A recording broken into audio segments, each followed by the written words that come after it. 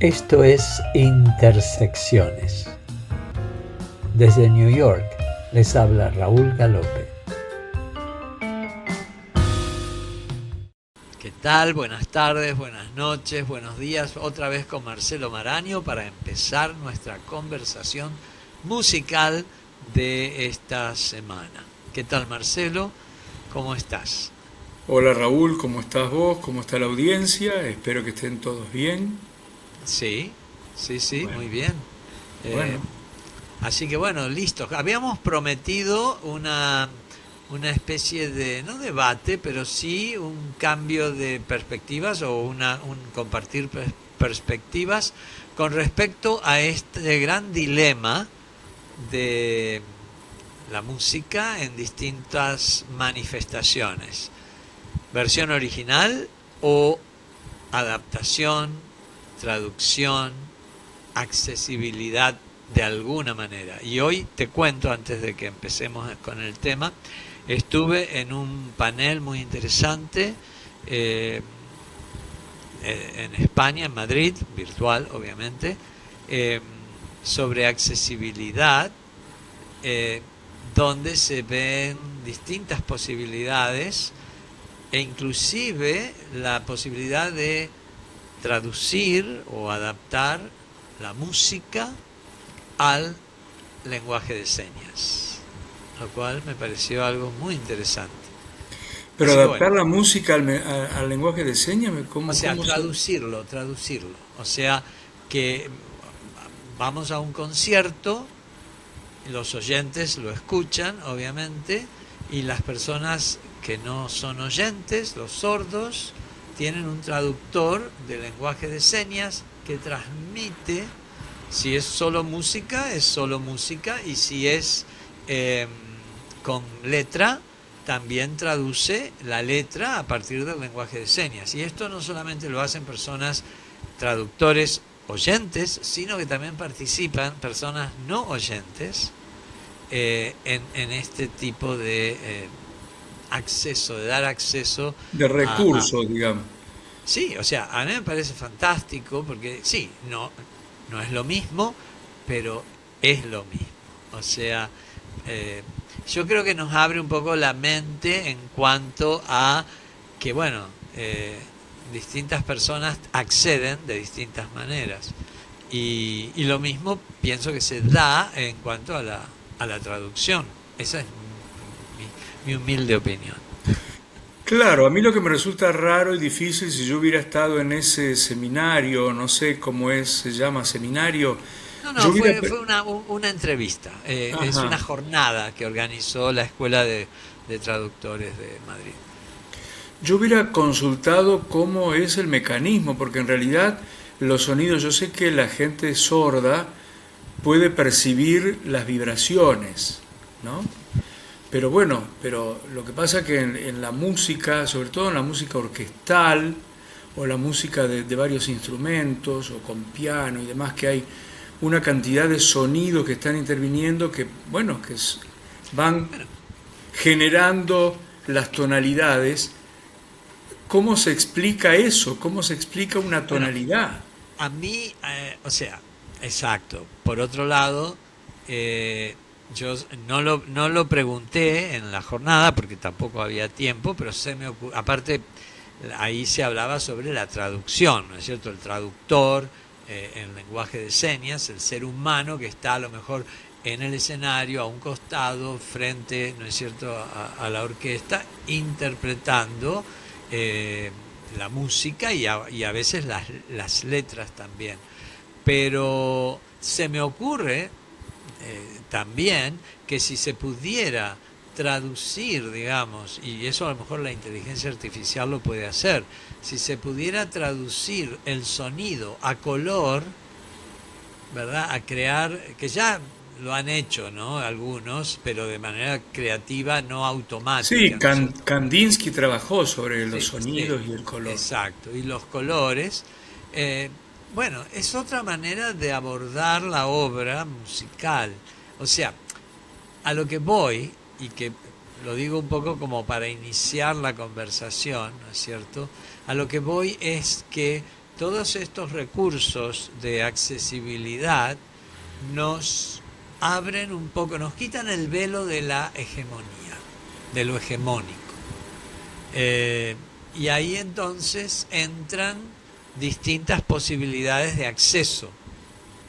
Pero claro, es un tire y afloje, ¿verdad? O sea, lo hegemónico tiene que conceder para la inclusión. Sí, pero bueno, a mí vos evidentemente vas varios kilómetros adelante de mí, porque No. a mí me resulta muy difícil entender, o sea, a nivel racional entiendo lo que vos me estás diciendo, pero a nivel sensorial me resulta muy difícil. ¿Cómo? Porque, bueno, está bien, el sordo puede ver, en el mejor de los casos, y puede hacer una asociación con colores, que ya es un recurso muy diferente, digamos, no es lo mismo un sonido que un color, aunque los dos tienen vibraciones, ¿no? Eh, pero, no sé, me resulta Bueno, muy difícil porque un color, bueno, no sé. bueno, eso del color se me ocurrió a mí, no lo planteé, no tengo la respuesta de los especialistas al respecto. O sea, estábamos simplemente hablando de accesibilidad. Y yo presenté junto con una colega con la que trabajo, ella es la especialista en audiodescripción, la doctora María José García Vizcaíno, y con ella trabajamos traducción de musicales y eso ya lo hemos hecho. O sea, nosotros cuando se presentó La Llamada, que es un musical que se presentó aquí off-Broadway en el repertorio español, eh, Claro, pero lo hicimos... que se tradujo ahí es el texto, no es la música. No, no, no. Ahí audiodescripción es diferente. Audiodescripción es narrar lo visual entre medio de, ¿no es cierto?, los espacios en donde uno puede aprovechar, ¿no es cierto?, esa ventana de oportunidad para grabar lo visual. Pero es toda una técnica, ¿no es cierto? Entonces, esa es accesibilidad para el no vidente. Y luego está el lenguaje de señas, la traducción de señas, que es accesibilidad para el no oyente, ¿no? Entonces, son dos mundos diferentes, pero los dos permiten disfrutar de una obra, ¿no es cierto?, dadas las distintas posibilidades físicas del público. Del O sea, público.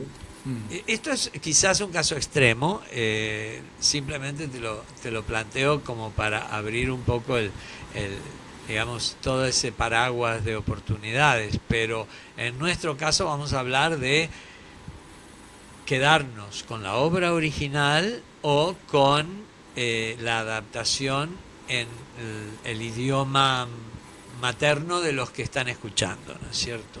Simplemente para evitarles precisamente otro acceso o otra posibilidad de accesibilidad que sería el subtítulo o el intertítulo, ¿verdad?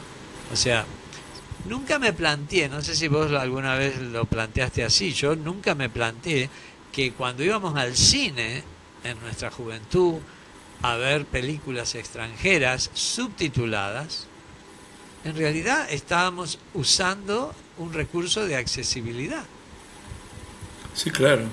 porque el no conocer el idioma original de la película es eh, ¿cómo podría decir? Un hándicap, ¿no? Es una situación eh, de cierta discapacidad, podríamos decirlo, ¿no? O sea, en el sentido de que no conocemos el El idioma idioma, claro, y es una original. discapacidad, claro. O sea, eh, Claro, digamos, y lo no quiero importante... minimizar las discapacidades tampoco, ¿no es No, no, cierto? no, no, claro que no. Pero es una forma de no tener la capacidad de poder entender el original. Y el cine nos ofrecía el subtítulo.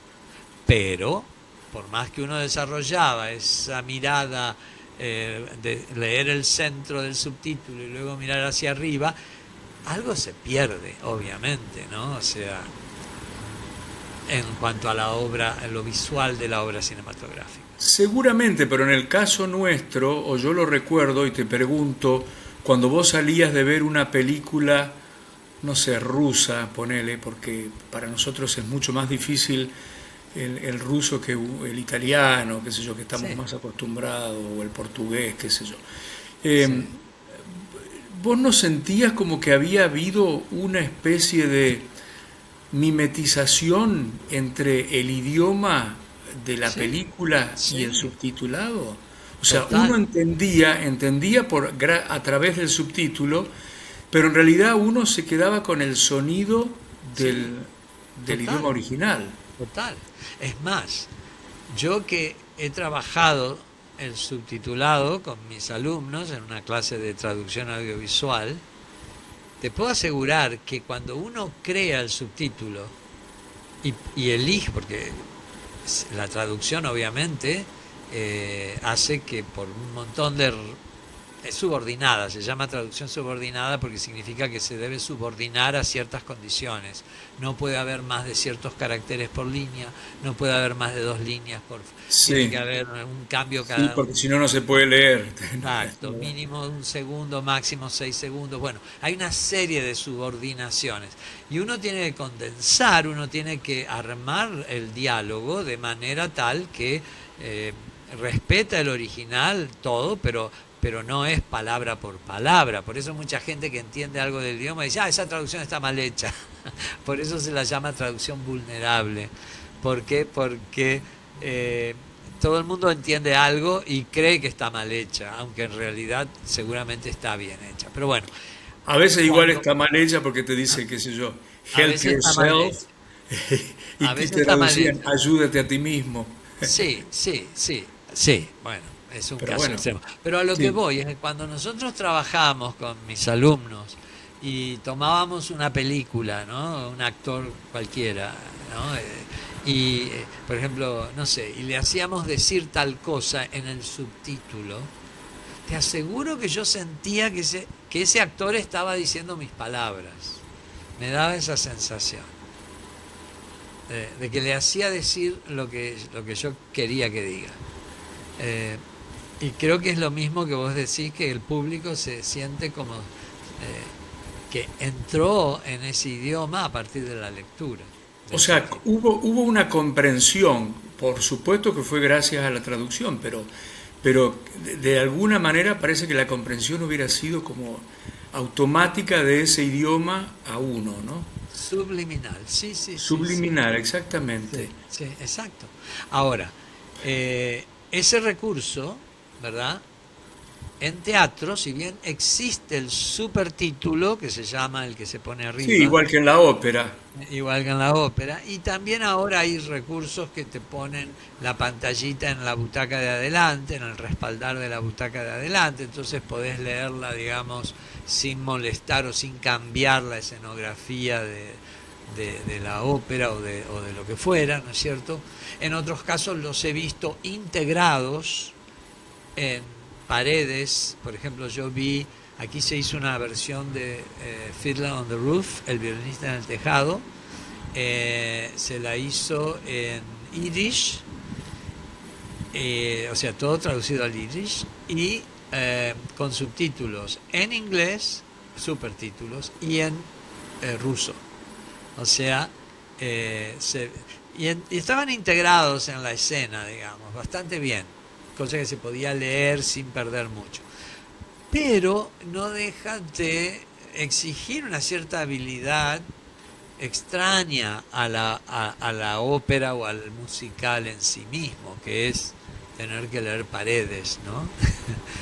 Eh, entonces, una buena versión en el idioma, sobre todo el idioma, llamémosle así, nacional, ¿no es cierto? Eh, a mí me parece que es un buen servicio, ¿no? Claro, mirado desde ese punto de vista, sí, no puedo más que coincidir con vos.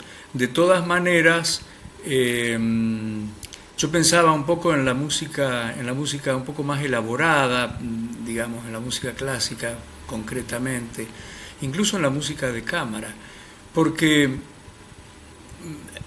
a mí me da la impresión de que, bueno, por lo pronto, claro, una novela a lo mejor es diferente, una obra de teatro, o a lo mejor yo lo veo diferente y no debería haber diferencia. Pero yo me estaba pensando, por ejemplo, en esta Villanelle de Dylan Thomas, ¿no? Do not go gentle into that good night.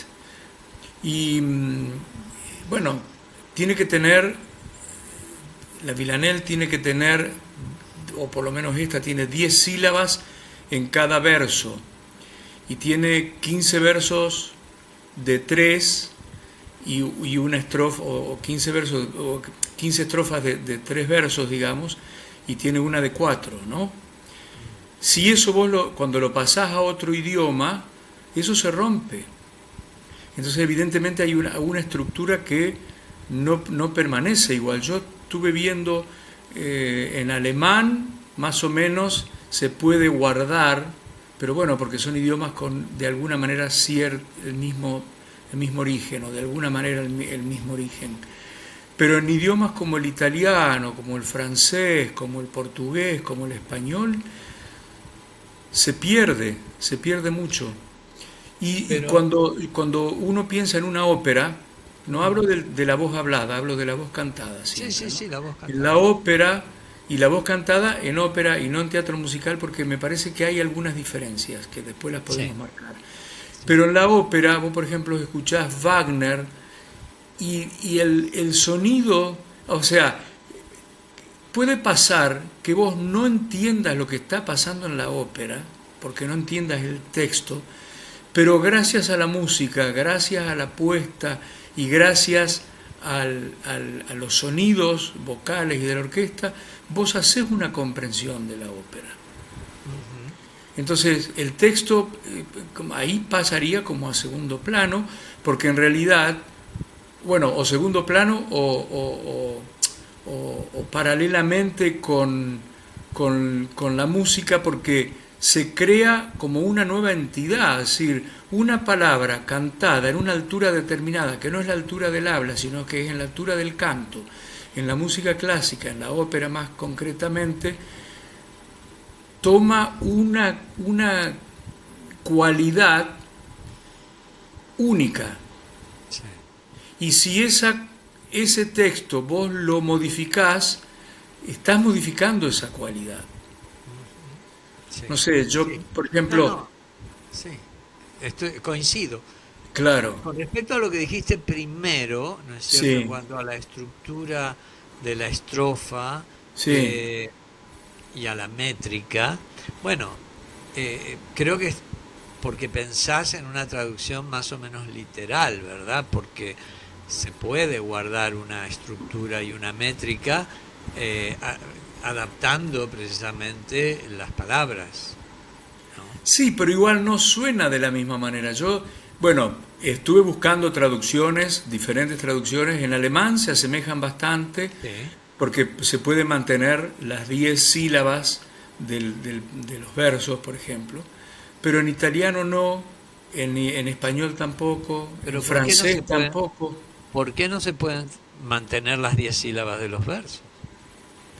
Bueno, es lo que yo he visto, no he hecho yo las traducciones, me imagino que a lo mejor, pero por lo que he visto, me imagino que no se debe poder, porque si no, se habría hecho eso, ¿o no? A lo mejor no, a lo mejor la prioridad de ese traductor fue precisamente ser traducir fiel, el significado. Exacto, y dejar de lado, ¿no es cierto?, la idea de adaptación, precisamente. Cuando uno traduce una canción, lo más importante, o sea, hay 7 aspectos que se van negociando, ¿no? No siempre se puede tener un 10 en cada uno de esos aspectos, ¿verdad? Pero el aspecto más importante, por supuesto, es el que en inglés llamamos singability. Si una canción no se puede cantar, no vale la pena traducirla. Tiene que poder cantarse. Ese es el aspecto que no. Bueno, pero ¿y de qué depende que pueda cantarse o no? ¿Quién determina que pueda cantarse o no? Bueno, se me ocurre que tiene que tener, ¿no es cierto?, el cantante tiene que poder, ¿no es cierto?, modularlo y la canción tiene que sonar agradable al oído, o sea, no, o desagradable si el original es desagradable, pero bueno, tiene que Sí, es tener el el mismo propósito. efecto que el original, ¿no es cierto? Luego, ahí sí, y hay gente que prefiere mantener una cosa sobre otra, pero por ejemplo, está la métrica, ¿no es cierto?, la rima y la métrica. A mí me gusta o trato de mantener la rima, cuando hay rima, ¿no es cierto? Consonante o asonante en el caso que no se pueda consonante. La métrica, por supuesto, o sea, la sílaba acentuada se tiene que seguir acentuando porque ahí entra, ¿no es cierto?, donde van los beats y donde la voz va a acentuar, ¿no es cierto?, a prolongar una nota o lo que fuera. Eso también, si se da, ¿no es cierto?, que hay que prolongar un sonido, ese sonido tiene que poder prolongarse también. O sea que la palabra tiene que permitir eso. Luego, por supuesto, la sonoridad, lo más posible, si hay un sonido fricativo, un sonido explosivo, ¿no es cierto?, tratar de mantener eso y que tenga sentido, o sea, que sea coherente con el personaje o con la situación de la canción. O sea, es realmente como tener un malabarismo, ¿no?, de muchas piezas. Pero es fascinante lograrlo, o al menos lograr algo relativamente aceptable, ¿no?, o muy aceptable, yo diría. Bueno, yo Pero, eso era lo... sí, No, no, no, porque no va a ser yo... lo mismo a lo mejor, pero va a ser algo Y, también valioso. y vos fijate que, por ejemplo, un idioma como el inglés, que tiene tantos monosílabos, y que no es el caso ni del italiano, ni del francés, ni del Correcto, portugués, ni del español, y correcto. claro, entonces, Bueno, no sé, bueno, pero ahí se da también otra situación. El hecho de que una idea, a lo mejor el inglés es verdad, tiene palabras más cortas, más rítmicas, etcétera. Pero también ocurre muchas veces en la canción que hay una serie de repeticiones, de redundancias, muchas veces, y en inglés quedan bien, pero en castellano o en otros idiomas no tanto. Fíjate, te doy una redundancia que no es de canción, es más de ficción, de novela. Fíjate que en inglés, para cerrar un diálogo, generalmente se puede repetir al, al cansancio: he said, she said, he said, she said, he said, she said. Él, él- ella dijo, él dijo. El, el inglés lo permite y no cansa el oído. En español no se podría todo el tiempo decir dijo ella, él dijo. dijo, ya Por eso dijo. decimos repitió, replicó, afirmó, negó. O sea, cambiamos, ¿verdad?, el dijo por otras Otros maneras verbos. de otros verbos, exacto. Pero entonces esas redundancias que a lo mejor están en el inglés y son aceptables en una canción, no sonarían tan bien en español. Y ahí es donde tenemos la oportunidad de alargar dos versos y de dos versos hacer uno, o sea, usar el espacio de dos versos para transmitir la información de uno, porque el segundo es una redundancia del primero, por ejemplo, ¿no?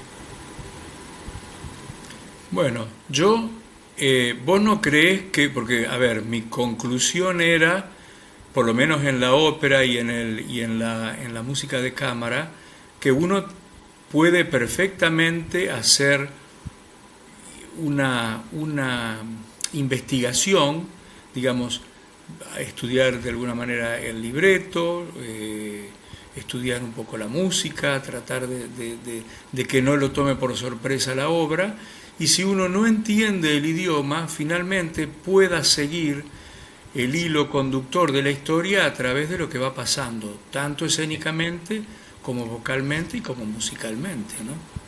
Pues es que en eso estoy de acuerdo con vos, totalmente de acuerdo. Yo creo que la ópera, eh, pero al mismo tiempo, o sea, es como una pieza de museo, digamos, ¿no? O sea, la ópera es casi como una lengua muerta, a pesar de que la quieren revitalizar con... Ahora no sé si viste que el Colón está haciendo, creo que la Traviata en versión moderna, me parece, ¿no? En Buenos Aires. No Hay sé un... concretamente este caso, pero he visto un montón de puestas de la Traviata Sí, muy modernas y hasta sí, incluso surrealistas. sí.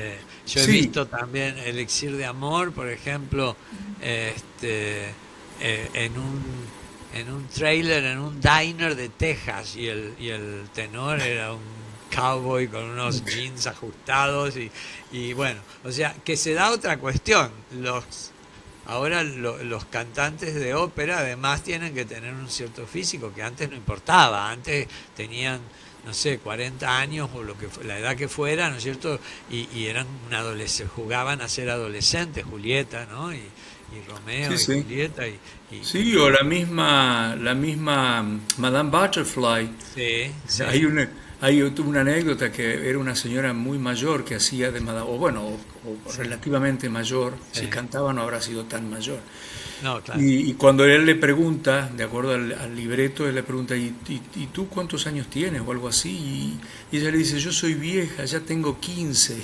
Claro, Y fue exacto. una carcajada en el teatro porque tenía 15 en cada muela. Bueno, pero esa convención, ¿verdad? De la ópera, que uno va a escuchar la voz y no importa que el physical Sí, role del sí, sí. cantante no diga para nada personaje, o sea, que sea totalmente... Y uno suspende la credibilidad allí y se deja Exacto, llevar. Bueno, exacto. entonces ahí te doy la razón, que en ese tipo de espectáculo la letra mientras uno entienda y disfrute del sonido, la letra de lo que están diciendo pareciera como que tampoco es tan relevante, porque ya uno conoce la historia. Seguramente. Y si no la conoce, bueno, no sé si es tan importante, pero va viendo como secciones, digamos. Bueno, hay momentos de felicidad, hay momentos de transición y hay momentos, bueno, en que la ópera Sí, concluye en sí, muchos de los casos de manera medio nefasta, ¿no? sí, Y eso se entiende y eso alcanza y la música conmueve y la voz conmueve, porque el registro de la voz en los cantantes de óperas es un registro muy amplio y sobre todo cuando tienen voces tan sonoras y tan timbradas y tan brillantes. Y bueno, eso emociona, emociona la vibración del sonido. María Calas, por ejemplo, María Calas no era perfecta en absoluto. Su sonido, no se puede decir que era un sonido perfecto, pero era un sonido tan carnado o descarnado en algunos momentos para mostrar su dolor o su sufrimiento, qué sé yo, que, bueno, la calidad sí, del sonido pasa a un segundo plano, lo importante sí, es cómo conmueve ese sonido. sí, Y eso es lo importante, la capacidad del sonido de lograr conmover, ¿no?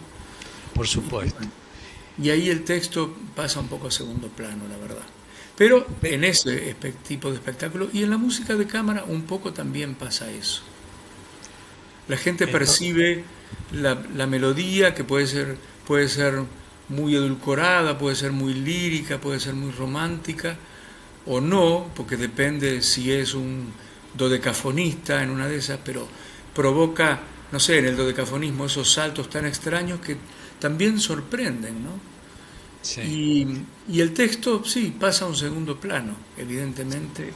Bueno, entonces, ah, La porque conclusión, no, no, estoy argumentando, es un medio, no es un sofisma, pero si el texto pasa al segundo plano, ¿por qué no traducir un texto que solo priorice el efecto sonoro, aunque no diga exactamente lo mismo? claro, el problema es que, bueno, a lo mejor porque uno está muy acostumbrado a escuchar tal sonido, o sea, o tal vocal o tal Claro, palabra que pueda reconocer en determinada circunstancia. sí, Y bueno, y si no escucha eso, es como que uno se desconcierta, pero a lo mejor tiene que ver con la asiduidad de escucha que uno tenga de esa obra, ¿no?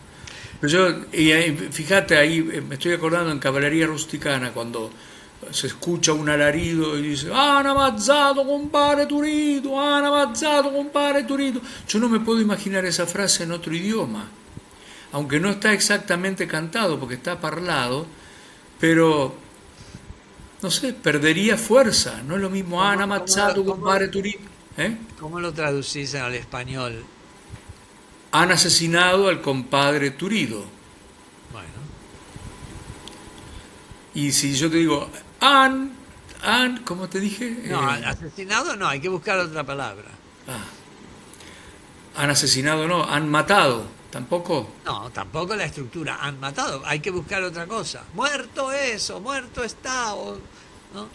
Claro, pero no es lo mismo, muerto está, que Bueno, uno puede estoy pensar murió jugando, por ¿no? sus propios medios, Eh, y otro que lo mataron. bueno, Lo, pero lo- ¿cuántas veces lo dicen? ¿Cuántas veces lo dicen? Dos Tres veces, veces. porque lo repite, han ammazzato compare Turito, han ammazzato compare Turito. Bueno, exacto. Y entonces en esas dos veces que repite lo mismo, redundancia, en español se puede decir dos veces, una de una manera, otra de otra, para que se llegue a entender que lo han asesinado. Claro, pero es que vos cuando te dicen han ammazzato compare Turito, vos ya entendés, y sabés la ópera, sabés Sí, que lo mataron, no ya necesitas sé, saber las palabras. Y por si vos supuesto. escuchás otras palabras, te desconcierta. O bueno, a mí, hablo por mí mismo, ¿no? Y creo Sí. que a mucha gente le debe pasar eso. Yo pienso que Pero a lo mejor sí. es nada más que una cuestión No, de... yo estoy de acuerdo con vos y creo que el purista, ¿no es cierto? Eh, y cada uno se siente cómodo en su propio ámbito. Por ejemplo, yo también, o sea, al principio era del club subtítulos para las películas y sobre todo para los musicales. Por favor, que no me tocaran la voz de Liza Minnelli o la voz de Julie Andrews o Barbra Streisand, por favor, ¿no? Que sea ella. Y luego, ¿no es cierto? Al meterme en el mundo del doblaje, en el mundo en lo que significa, en el juego que es buscar el movimiento labial, buscar la palabra, o sea, aprendí a valorar la técnica y a valorar el talento que hay detrás de, de el doblaje, ¿no? Eh, por supuesto, reconozco que el doblaje en español, sobre todo latinoamericano o neutro, ese español neutro que anda dando vueltas por toda Latinoamérica, yo no es mi favorito. Prefiero el español de España, que es mucho más regional. Por supuesto, solo es para ellos, porque no se podría com- comercializar en el resto del mundo, ¿no? Pero imagino una traducción o un doblaje que sea argentino y sea para el uso, consumo interno en Argentina, ¿no? O sea, yo creo que podríamos lograr naturalidad en un doblaje si lo hacemos para la región, ¿no? Ah, Sí, lo que pasa es que en el idioma propio suena como más convencional y a lo mejor es un error lo que estoy diciendo o no. bueno, Porque suena como uno está tan acostumbrado... más natural, ¿no? Obviamente. Ahora, A veces no, porque si lo traduce un porteño recalcitrante bueno, sonaría... claro, hay que buscar. Pero por ejemplo, en teatro, ¿no es cierto? Eh, hemos visto las obras de Shakespeare en español, a lo mejor en un español más neutro, un español del siglo de oro o lo que fuera, pero así es como accedimos a Shakespeare en Argentina. Imagínate que no pudiéramos ver las obras de Shakespeare solo en inglés. en Y el que inglés. no, o sea, ¿no? Eh, hay todo un, hay buenas traducciones y malas traducciones de Shakespeare, ¿no? Pero, pero bueno, es Claro, un ejemplo, ¿no? pero me parece que en la obra de teatro, al igual que en la poesía, es un poco diferente, porque la melodía la tiene el propio texto. O sea, lo tiene con la palabra y con la intención de quien Sí, lo, lo declama, por decirlo, ¿no? Lo sí, es recita. verdad. Entonces, ahí es diferente, pero en la música me parece que es Bueno, eh, Y en el teatro musical hay música y hay teatro. Sí, en el teatro musical yo lo veo como más factible, fíjate, porque además el registro de voces es menos extenso, es más similar a la voz hablada, ¿no? En el teatro musical. Sí, sí, depende de... Bueno, hay obras musicales que han tratado de emular la ópera o lo operístico, ¿no? Por ejemplo, Weber y el fantasma de la ópera y todo eso, ¿no? A mí no es lo que yo prefiero más ese teatro musical que vos decís, Claro, que pero de tiene... todas maneras trabajan con micrófonos ellos, ¿no? O en Sí, Broadway es el... ahora, en la Ahora. década del 50 no, pero claro, Weber es posterior, obviamente. Claro, porque ahora, digamos, con el uso del micrófono y la articulación de los sonidos se hace un poco más sencilla. Cuando Claro, vos tenés que proyectar la voz sin micrófono y claro, ahí se modifican un poco las vocales y en un cierto registro se hace un poco más ininteligible, ¿no? claro, Eh, claro. pero Sí, bueno, bueno, conclusión, conclusión. porque a medida que vamos avanzando en nuestra conversación, te vas oscureciendo, Marcelo. Sí, ¿querés que prenda un poco la luz? Porque claro, no sé, se ha No, no, nublado. no, no, ya ahora ya nos vamos, ¿no? Ay, no se ve nada, ni me veo yo. No, está bien, está Estoy bien. visible. Sí, sí. Este, pero bueno, para concluir, Para concluir, yo diría que en algunas manifestaciones musicales la traducción del texto puede ser eh, una posibilidad, digamos, eh, siem- bueno, siempre considerando que la traducción del texto es una buena traducción, por supuesto. Pero hay un repertorio que a mí me parece que es mejor que no se traduzca. Música de cámara y ópera. muy bien, muy bien. Me parece, sí, o sea, es una opinión. Vamos a ver si tenemos opiniones. ¿Qué dice eh, otra gente? claro, claro. Sí, sí, sí, sí. Yo creo que con un buen traductor o un buen equipo de traducción, todo es traducible. Muy poco quedaría intraducible. O sea, eh, por supuesto, cuando uno traduce tiene que hacer elecciones, tiene que escoger algo y no otra cosa. Muchas veces hay que buscar un equivalente, no necesariamente tiene que ser eh, literal, pero al mismo tiempo ahí se da un juego que es muy interesante y que creo que hasta le da agencia al receptor, porque después de todo la obra no deja de ser un artefacto que no tiene sentido hasta que no sea escuchada o hasta que no sea recibida por un público, ¿no? Sí, de todas maneras me parece que lo que hay que tener en cuenta es que así como la ópera tiene un texto que acompaña una música, ese texto podría ser otro incluso en el idioma original. Y sin Claro. embargo no es otro, es ese. Entonces tiene esa entidad, ¿no? Pero ¿quién Eh, lo fija? Porque vos el bien sabés, libretista y bueno, con el que hace el libreto, el compositor, compone la música en función del texto vos te también. acordás bien que has visto la, la historia, ¿cómo era se llamaba? La historia del mundo o no me acuerdo exactamente ahora el nombre en inglés. La película de Mel Brooks, la historia del mundo parte uno o algo así. Ah, sí, sí. ¿Te acordás que eran tres tablas con los mandamientos? O sea que había 15 y a Moisés se le cae una y se le rompe y entonces quedaron 10. O sea, lo que quiero decir es que no sabemos qué pasó en la cocina de la composición de estos del panteón musical para que llegue lo que llegó, ¿no? O sea que la obra es en la medida en que la recibimos. No sé si fue una buena analogía, porque te veo tan oscuro, Marcelo. Me Ah, parece que tendrías que prenderla.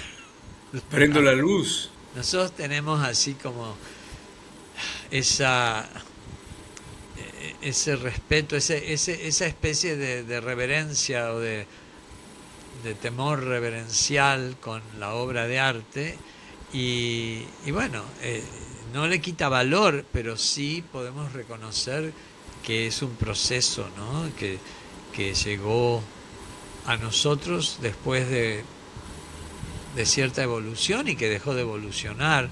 En muchos casos tenemos la inconclusa también, ¿no? La the unfinished. O sea, que hasta qué punto. Hay manuscritos que se han conservado y que se han.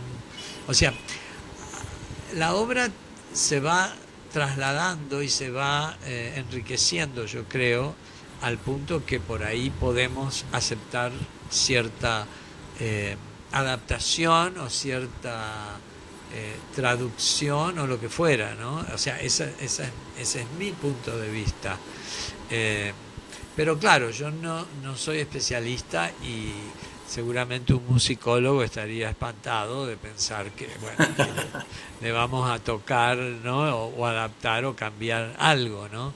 Está el que quiere que se escuche exactamente como se escuchaba en 1600. Bueno, no sabemos cómo se escuchaba en 1600.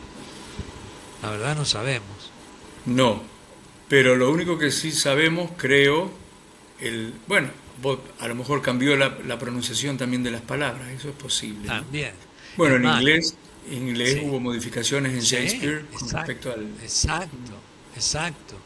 Por ejemplo, La Púrpura de la Rosa, que es una de las primeras zarzuelas que escribió Calderón de la Barca, y bueno, la partitura original se perdió. Y luego, un siglo después, en Perú se hace, para un aniversario, le ponen música y lo que se conoce ahora es de otro músico que interpretó las palabras originales de Calderón de la Barca. O sea, si lo pudieron hacer en Perú, ¿por qué no lo puedo hacer yo ahora también, no? Bueno, esas cosas pasan también. Cuando Puccini estaba componiendo Turandot, falleció y quedó el último acto inconcluso y bueno, y lo concluyó un alumno de él. Es Puccini, no es Puccini. Mozart con Ajá, el Requiem de Mozart también, qué sé yo, hasta la por eso, Lacrimosa lo compuso Mozart y todo lo que viene después lo compuso su alumno. por No eso. es exactamente, Pero pero es lo bueno, mismo. O sea, o sea, yo creo que las artes se beneficiarían si las actualizamos o si las reinterpretamos. entonces vos le ponés anteojos negros a la Gioconda. Bueno, eso sería dadaísmo casi, ¿no? Ya lo hicieron, le pusieron bigotes también. Sí, sí, sí, le han hecho de todo. Qué sé yo no No, sé. yo creo, a mí me encanta la obra original, lo más original posible, pero sin un fanatismo. O sea, yo creo que si tengo que priorizar ah, la obra original para unos pocos entendidos o la obra adaptada para que vuelva a tener alguna aproximación más masiva y que pueda llegar a más gente, eh, yo estoy en el equipo de los que quiere abrirla a más gente. Sí, eso está bien. El problema es que a lo mejor al abrirla a más gente tenés que hacer una cantidad de... tenés que... Concesión. concesiones, exactamente, mira. ¿Ves? Se ve que vos lo tenías pensado también. Claro, que me parece que al final va empobreciendo la cuestión, no la va enriqueciendo. Ojalá me equivoque, pero me parece que eso es un poco lo que pasa, ¿no? Bueno, para hacerlo más popular, más masivo, no sé qué, sí, yo también he visto puestas del Rigoletto ahora, donde termina siendo el Duque de Mantua un striptease en el escenario. ¿Es Ah, mira. necesario eso? Y depende del Duque de Mantua. No, pero a ver, desde el punto de vista de la ópera y desde el punto de vista expresivo, ¿es necesario? No, eso es nada más que mercantilismo, eso es por una cuestión de mercado, porque todo el mundo quiere ir a ver al duque de Mantua que se desnuda en el escenario. Claro. Bueno, yo te digo, el Digo, vaquero de Elixir de Amor también atraía a mucha gente porque estaba muy, claro, por eso, pero ¿no? ¿es Era lícito muy eso? sexy. Sí, pero eso, me parece que es como bastardear un poco lo Sí, original, ¿no? Es sí, como, sí, porque sí. es lo que la gente está acostumbrada a ver en la tele, No, no, estoy de en las acuerdo, redes pero eso fíjate, sociales, en los pero ahí se TikToks, nota qué sé yo. más, me parece, el esfuerzo por hacerlo, como vos decís, mercantilista, Claro, que en una adaptación que tiene como objetivo llevar el arte a más gente, eh, abrirlo a que, porque, o sea, más allá del elitismo y lo que fuera, porque la música seguiría siendo la música, o sea, al que no le gusta la ópera no le va a gustar tampoco una versión adaptada, o un musical, por decirlo así, ¿no es cierto? Pero el hecho de poder disfrutar del placer de la combinación sonora en el idioma que te llega al alma porque lo entendés, entendés la sutileza, entendés el juego de palabras, entendés todo ese tipo de cosas, yo creo que permite una experiencia que de otra manera no se daría. O sea, a lo mejor se pierde un poquito lo del el sonido de la vocal o el sonido de esto, pero se gana otra cosa. O sea, y algo, a veces la consonante también que es tan importante. Vos tenés por supuesto. presente el área, o bueno, las dos áreas de coloratura de la Reina de la Noche de Mozart, de Ah, la claro. flauta mágica. Sí. Sí, claro. Eso en mucha parte es vocalizada, o sea, si se le pudiera traducir de manera que se den las mismas vocales para la vocalización, estaría logrado, pero el texto no estaría, porque el Der Hölle Rage kocht in meinem Herzen, o sea, la furia total que tengo en mi corazón, ¿ves? No es lo mismo Der Hölle Rage kocht in meinem Herzen que decirlo en castellano, ¿no? Mi Ni te enojo digo en por tu amor. italiano. Sí. ¿Cómo? Bueno, a lo mejor se puede jugar con la palabra enojo, Sí, pero ira, bueno, es lo que yo te ira. decía hoy, es Der Hölle Rage kocht in meinem Herzen. Eso mismo se puede decir de otra manera también en alemán, y sin embargo esa es la forma. Y ahí está. Y es como una, no sé, es como, como la estatua del David de Miguel Ángel. No tiene, no hay corrección que hacerle, que le va a poner No, no, un no, obvio. calzoncillo, No. como en una época, en la época en que la religión o no sé no sé, algún político que decía que era obsceno, eso lo cubría las estatuas, Sí, por imagínate. supuesto. Eh, Mira, yo diría que y para cerrar, podríamos concluir que podemos usar el idioma original de miércoles a sábado y los domingos versión adaptada para aquellos que quieran. Yo te digo otra cosa, se podría hacer como una versión en el idioma del público, digamos, para que Sí, tomen contacto con la obra, sí, como para hacer docencia, digamos. Y exacto, después que escuche la obra como exacto. corresponde con el idioma original. Ahí estoy de acuerdo, ahí ¿Te estoy de parece? acuerdo. Bueno, Sí, ok. muy bien.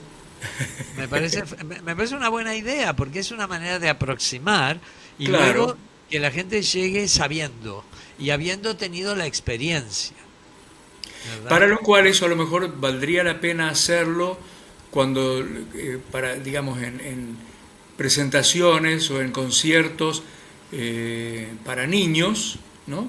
Entonces se van acostumbrando desde chicos y después cuando llega a una edad determinada tienen la madurez suficiente como para poder ver la obra en su estado original, digamos. Claro, Pero si eso claro, no ocurrió de niños, bueno, que se haga con adultos también, claro. esa docencia.